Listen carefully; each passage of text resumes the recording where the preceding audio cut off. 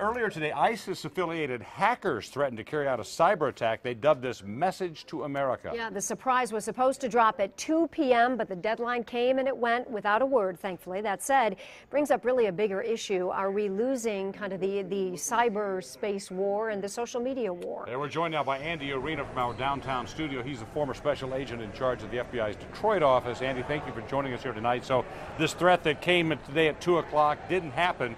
In effect, it worked anyway because people were afraid. Steve, that's exactly what they're trying to do. I mean, every time they throw one of these threats out there, I mean, that's what terrorism's all about, right? Scare us, and they're succeeding.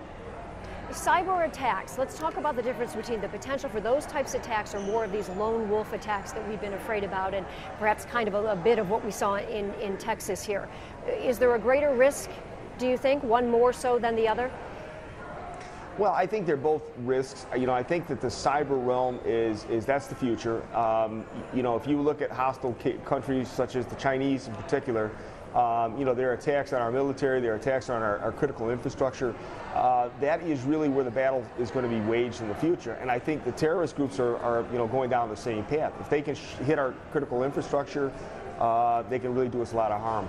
All right, so Andy, two subjects really here. We're talking this cyber terrorism. Are we losing the social media? I mean, you don't need to even be a computer hacker. You just have to have a Twitter account, and you can terrorize apparently. How do you fight that? And then also, how do we fight this lone wolf kind of terrorist that may physically harm people in the Detroit area?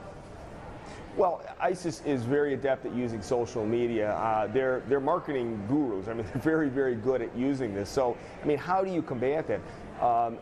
First of all, I think that the social media companies themselves have to do a better job of policing. They will not shut down a site unless it's reported as being offensive to them. So I think they have to do a better job, and I think the United States government, we have to loosen up the reins on our intelligence community to be able to go out and surf the net and find this stuff. So that's a problem. The other part, as you said, the whole lone wolf, it makes it so much more difficult because these kids, and that's what most of them are, they're young, disenfranchised people.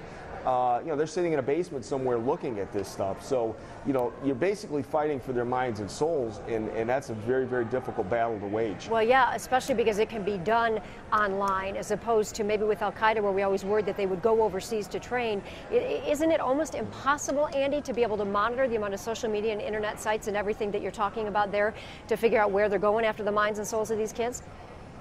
Yeah, because, you know, Joanne, they can move so quickly from site to site, place to place. It is almost impossible, nearly impossible to combat all of this. So, I mean, I really think it's more, and this is not a battle that the United States government is going to win on its own. We need the community to help us.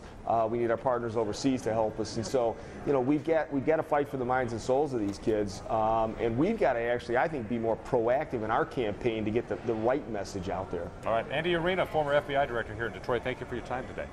There is